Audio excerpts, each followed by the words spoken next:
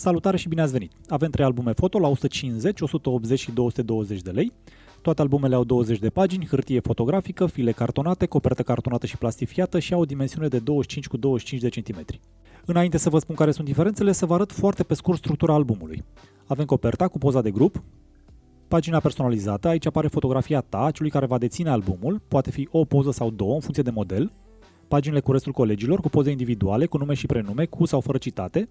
Apoi avem pozele de grup, grupul cu toată clasa, grupul de fete și grupul de băieți, grupurile la liber, iar la sfârșit, dacă este cazul, o poză de la festivitate sau de la bal. Iar în încheiere avem fotografia doamnei diriginte însoțită de câteva cuvinte frumoase din partea dânsei. Bun, după cum ziceam, avem 3 modele, la 150, 180 și 220 de lei. Care sunt diferențele? Albumele de 150 și 180 de lei au copertă simplă, iar albumul de 220 de lei are copertă dublă.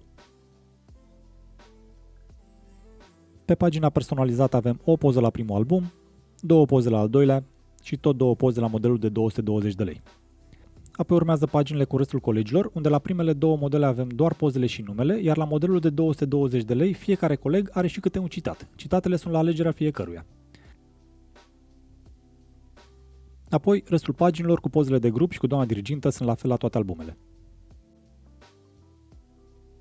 Toate albumele pot fi realizate și în variantă mai mică, de 20 cu 20 de centimetri, au același număr de pagini, aceeași hârtie, aceeași grafică, aceeași copertă ca cele mari, dar sunt cu 20 de lei mai ieftine, acestea costând 130, 160, respectiv 200 de lei.